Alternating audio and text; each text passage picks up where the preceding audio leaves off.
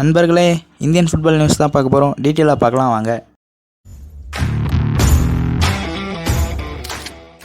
So இனிஷியலாக என்ன பார்க்க போகிறோம் அப்படின்னு பார்த்தீங்கன்னா, கேரளா பிளாஸ்டர்ஸ் பார்த்தீங்கன்னா அவங்களோட ரிசர்வ் டீமுக்கு ஒரு அண்டர்-19 ஸ்ட்ரைக்கர் ஆட் ஆன் பண்ணியிருக்காங்கன்னு சொல்லலாம். அவர் பார்த்தீங்கன்னா ஜம்மு அண்ட் காஷ்மீரில் பிறந்திருக்காரு. ஸோ அவரோட பேர் பார்த்தீங்கன்னா பிரதீப் தேவான். இவர் பார்த்தீங்கன்னா டைமண்ட் ஹார்பர்ன்ற ஐ-லீக் 3ல் ஒரு கிளப்பில் ப்ளே பண்ணிட்டு வந்தாருன்னு சொல்லலாம்.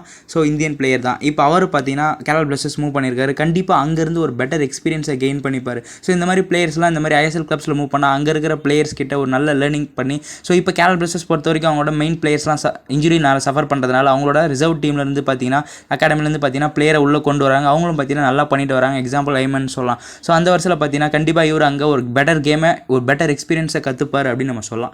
நெக்ஸ்ட் என்ன பார்க்க போகிறோம்? ஸோ ஓவரால் இந்தியன் ஃபுட்பாலில் பார்த்தீங்கன்னா அந்த கிராஸ் ரூட் டெவலப்மெண்ட் ரொம்ப இம்ப்ரூவ் பண்ணிட்டு வரணும்னு எல்லாரும் சொல்லிட்டு வராங்க. அந்த வருஷத்தில் பார்த்தீங்கன்னா ஆல் இந்தியன் ஃபுட்பால் ஃபெடரேஷன் பார்த்தீங்கன்னா மணிப்பூர் ஃபுட்பால் அசோசியேஷனுக்கு பார்த்தீங்கன்னா அவார்ட் கொடுத்துருக்காங்க. எதனால்னா பெஸ்ட் ஸ்டேட் அப்படின்னு கொடுத்துருக்காங்க. எதனால்னா கிராஸ் ரூட் டெவலப்மெண்ட்டில். ஸோ மணிப்பூர் பொறுத்த வரைக்கும் பார்த்தீங்கன்னா ரொம்ப நல்லா பண்ணிட்டு வராங்க. ஏகப்பட்ட பிளேயர்ஸை பார்த்தீங்கன்னா கொடுத்துட்டு வராங்க. அந்த வருஷத்தில் பார்த்தீங்கன்னா best state for grass root அவார்டுன்ற மாதிரி அவார்டு கொடுத்துருக்காங்கன்னு சொல்லலாம் ஆல் இந்தியன் ஃபுட்பால் ஃபெடரேஷன். கண்டிப்பாக இந்த மற்ற ஸ்டேட்ஸும் பார்த்தீங்கன்னா இந்த மாதிரி அவார்டை பெற்றாங்கன்னா அங்கே இருக்கிற பிளேயர்ஸ்க்கு ரொம்ப யூட்டிலைஸ்ஃபுல்லாக இருக்கும். அது மட்டும் இல்லாமல் அந்த ஸ்டேட் பார்த்தீங்கன்னா இன்னும் பெட்டராக பண்ண முயல்வாங்க அப்படின்னு நம்ம சொல்லலாம். நெக்ஸ்ட் என்ன பார்க்க போகிறோம் அப்படின்னு பார்த்தீங்கன்னா, தமிழ் தலைவாசோட சம்பவம் தான். கடைசி மேட்ச் அவ்வளோதான். ஸோ கடைசி மேட்ச்சில் ஏதாச்சும் ஒரு சந்தோஷத்தை கொடுப்பாங்கன்னா ரொம்ப ஒரு சந்தோஷம் மட்டும் இல்லாமல் ஒரு நம்பிக்கையும் கொடுத்துருக்காங்க விஷால். ஸோ அவர் ரொம்ப நம்பிக்கையை கொடுத்துருக்காரு. அடுத்த சீசன் நான் நல்லா பண்ணுவேன், எனக்கு முன்னாடியே வாய்ப்பு கொடுங்கன்ற மாதிரி காமிச்சிருக்காரு. அது மட்டும் இல்லாமல் தமிழ் தலைவாஸ் கிட்டத்தட்ட ஐஎஸ்எல் ஹிஸ்ட்ரியிலேயே பார்த்தீங்கன்னா ஹையஸ்ட்டு அலவுட் பண்ணதாக இருக்கட்டும், ஹையஸ்ட் டோட்டல் ஸ்கோர் பண்ணதாக இருக்கட்டும், கிட்டத்தட்ட 74 புள்ளி எடுத்திருக்காங்கன்னு சொல்லலாம். மறுபக்கம் பெங்கால் வாரியர்ஸ் 37 பாயிண்ட் தான் எடுத்தாங்க. அதுவும் ரொம்ப கஷ்டப்பட்டாங்கன்னு சொல்லலாம். இனிஷியலாக அவங்களோட மெயின் டீமை நம்ம பார்த்தீங்கன்னா உடச்சோம். அதுக்கப்புறம் அவங்க பார்த்தீங்கன்னா அவங்களோட யங்ஸ்டர்ஸ் எல்லாம் சான்ஸ் கொடுக்க ஆரம்பிச்சாங்க. நம்மளும் யங்ஸ்டர்ஸ்க்கு சான்ஸ் கொடுத்தோம். நம்மளோட யங்ஸ்டர்ஸ் எஸ்பெஷலி அந்த ரைட்டின் லெஃப்டின் பார்த்தீங்கன்னா ரொம்ப சூப்பராக பண்ணாங்க அப்படின்னு நம்ம சொல்லலாம். ஸோ எல்லாரும் நல்லா பண்ண காரணத்தினால தமிழ் தலைவாஸ் பார்த்தீங்கன்னா ஒரு டீம் கேம் மூலிமா 74 புள்ளியில் மேட்சை வின் பண்ணியிருக்காங்க. கடைசி மேட்ச். ஸோ ஏகப்பட்டது பேச வேண்டியது இருக்குது. ரைட்டருக்கு வாய்ப்பு தந்துருக்கலாம். ஸோ இவரெலாம் நல்லா பண்ணுறாருன்ற மாதிரி. ஸோ அந்த ப்ரெஷரில் அந்த பிளேயர் கொஞ்சம் மிஸ்டேக் பண்ணுவாங்க. ஸோ என்னன்னு தெரியல. பட் இதுக்கப்புறம் தமிழ் தலைவாஸ் எப்படி மூவ் ஆன் பண்ணணும், எந்தெந்த பிளேயர்லாம் தக்க வச்சுக்கணும், இந்தந்த பிளேயர்லாம் நெக்ஸ்ட் சீசன் இருக்கணும், ஃபாரின் பிளேயர்ஸில் எந்தெந்த பிளேயர்ஸ்லாம் நம்ம வச்சுக்கணும். ஸோ இந்த மாதிரி ஏகப்பட்டது இருக்குது. ஸோ இதை பற்றி உங்களோட கருத்து நீங்கள் சொல்லுவீங்கன்னு எதிர்பார்க்குறேன். நெக்ஸ்ட் என்ன பார்க்க போகிறோம்? ஒடிசா எஃப்சி ரீசெண்டாக பார்த்தீங்கன்னா ஸோ ரொம்ப நல்லா பண்ணிட்டு வராங்க. ரீசெண்டாக கலிங்க சூப்பர் கப்பை சிறப்பாக நடத்தி முடித்தாங்க. அந்த வருஷத்தில் ஒடிசாவோட சீஃப் மினிஸ்டர் பார்த்தீங்கன்னா ஸோ ஒரு சம்பல்பூர்ன்ற பார்த்தீங்கன்னா ஒரு ஃபுட்பால் ஸ்டேடியத்தை கட்டிருக்காங்க அப்படின்னு நம்ம சொல்லலாம். ரொம்ப நல்லா பண்ணிட்டு வராங்க. அவங்களோட ஆக்சுவலாக ஒடிசாவும் பார்த்தீங்கன்னா கிராஸ் ரூட்டில் ரொம்ப நல்லா பண்ணிட்டு வராங்க. ஸோ ஃபுட்பால் அகாடமிஸ், FIFA அகாடமிலாம் பார்த்தீங்கன்னா அங்கே தான் ஃபஸ்ட் ஸ்டார்ட் பண்ணியிருந்தாங்க.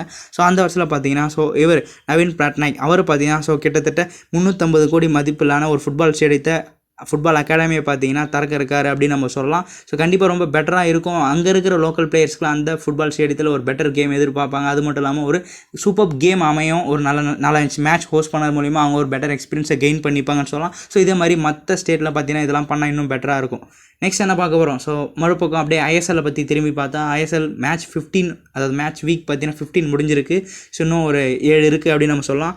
இப்போதைக்கு பார்த்தீங்கன்னா ஸோ கரண்ட்டாக எல்லா டீம்லேயும் பார்த்தீங்கன்னா டாப் 5 நம்ம கை வைக்க தேவையில்ல. நீங்கள் டேபிள் பக்கம் திரும்பி பார்த்தா மறுபடியும் அந்த 6th பொசிஷன் தான் பர்ஃபெக்டாக ஓப்பனாக இருக்குது. இதில் என்னன்னா மற்ற எல்லா டீமோட கம்பேர் பண்ணும்போது நீங்கள் சென்னை எஃப்சிக்கும் சரி, ஈஸ்ட் பெங்காலுக்கும் சரி மேட்சஸ் கம்மியாக ப்ளே பண்ணியிருக்காங்க. மற்ற எல்லா டீமுமே அந்த போட்டி போடுற டீம் எல்லாமே நம்மளோட ஒரு மேட்ச் அதிகமாக, இல்லை அதை விட 2 மேட்ச் அதிகமாக ப்ளே பண்ணியிருக்காங்க.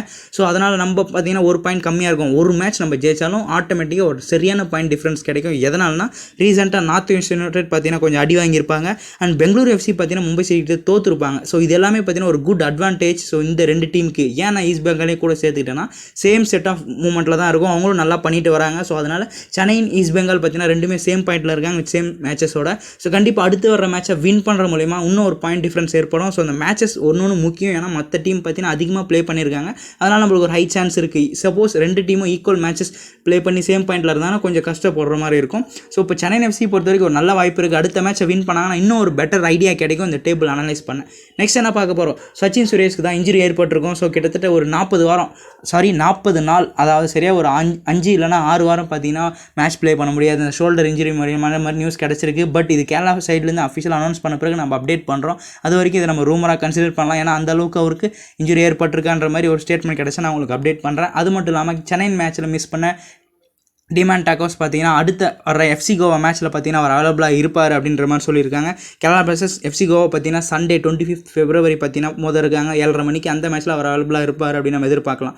ஸோ கேரளா நம்ம பேசிகிட்டு இருக்கோம். கேரளா பிளாஸ்டர்ஸ் ரொம்ப தவிச்சிட்டு வராங்க அப்படின்னு நம்ம சொல்லலாம். ஸோ இனிஷியலாக பார்த்தீங்கன்னா ஆட்ரின் லூனா அவங்களோட சூப்பர் முக்கியமான பிளேயர் மிட்ஃபீல்ட் மேட்ச்சோ ஆட்ரின் லூனா இன்ஜுரி ஆகி மூவ் பண்ணார். அதுக்கப்புறம் அப்போ தான் ஃபார்முக்கு ரிட்டன் வந்திருந்தார் கோமே பெப்பரா. ஒரு எப்படி சொல்கிறேன்னா அந்த லைனப்புக்கு அந்த பிளேயிங் லைனில் பார்த்தீங்கன்னா அடாப்ட் ஆகிட்டார். ஸோ சூட்டபுளாக இருந்துச்சு. நம்மளுக்கு எப்படி அங்கே கோனாஷில்ஸ் பண்ணாரோ அங்கே அதுக்கேற்ற மாதிரி கோமா பெப்பர் அவர் பேஸை யூஸ் பண்ணி சூப்பராக மூவ் பண்ணிட்டு வந்தாங்க. அவருக்கும் பார்த்தீங்கன்னா இன்ஜுரி ஏற்பட்டிருக்கு. அதுக்கப்புறம் பார்த்தீங்கன்னா ஐபேன் டாங்லிங், மார்க்கோ லெஸ்கோவிச், இப்போ சச்சின் சுரேஷ்ன்ற மாதிரி இன்ஜுரியால் ரொம்ப அடி வாங்கிட்டு வராங்க. பட் இது டேபிள் அஃபெக்ட் பண்ணுதானா இல்லை. ஏன்னா ஃபஸ்ட் ஆஃப் சீசன்லேயே பார்த்தீங்கன்னா ஒரு நல்ல இடத்த அடித்து பிடிச்சிட்டாங்கன்னு சொல்லலாம். ஃபஸ்ட் ஹாஃபில் எவ்வளோ வின் பண்ண முடியுமோ அவ்வளோ வின் பண்ணி வச்சுட்டாங்கன்னு சொல்லலாம் கேரளா பிளாஸ்டர்ஸ் பொறுத்த வரைக்கும். ஸோ இப்போ செகண்ட் ஹாஃபில் கொஞ்சம் கஷ்டப்பட தேவையில்லை. ஏன்னா அவங்க 26 பாயிண்டில் இருக்காங்க. என்ன தான் கீழே இருக்கிற டீம் அதிகமாக மேட்ச் ஜெயிச்சாலும் அவங்க பாயிண்ட்டுக்கு மேலே போகிறது கொஞ்சம் கஷ்டம். அவங்க என்ன தான் அடுத்த வர மேட்ச் லூஸ் பண்ணாலும் அவங்க ஒரு ஸ்டாண்டர்ட் பொசிஷனில் இந்த பிளே ஆஃப்ன்ற ஸ்பாட்டில் அவங்க இடம் பிடிச்சிட்டாங்க. ஃபஸ்ட் ஹாஃப்லேயே நிரந்தரமாக்கிட்டாங்க அப்படின்னு நம்ம சொல்லலாம். ஸோ பட் என்ன தான் அவங்க அடுத்த வர மேட்ச் தோத்துட்டு வந்தாலும் கண்டிப்பாக அவங்களுக்கு ஒரு வின்னு ஒன்று தேவை. இல்லைனா இந்த மொமெண்டம் லூஸ் பண்ணாங்கன்னா பிளே ஆஃபில் கொஞ்சம் அடி வாங்குவாங்க. ஸோ கேரளா பிளாஸ்டர்ஸ் கண்டிப்பாக அவங்களோட பிளேயர்ஸ் இன்ஜுரினால சஃபர் பண்ணிட்டு வராங்க. பட் அதுக்கேற்ற மாதிரி யங் பிளேயர்ஸும் பார்த்தீங்கன்னா இந்த ரிசர்வ் டீம்லேருந்து இந்த பிளேயர்ஸ்லாம் ரொம்ப நம்பிக்கையை தெரிவிக்கிறாங்க. ஸோ அதுக்கேற்ற மாதிரி டீமும் நல்லா பெட்டராக பர்ஃபார்ம் பண்ணிட்டு வராங்க. ஸோ முக்கியமான கீ பிளேயர்ஸ் இல்லாமல் ரொம்ப கஷ்டப்பட்டுட்டு வராங்க. ஸோ கண்டிப்பாக upcoming match Kerala Blasters win பண்ணுவாங்க எதிர்பார்க்கலாம். ஸோ ஃபார் மோர் வீடியோஸ் ஸ்பெக்டேட்டரை ஃபாலோ பண்ணிப்பீங்க எதிர்பார்க்குறேன். Let's go Indian football.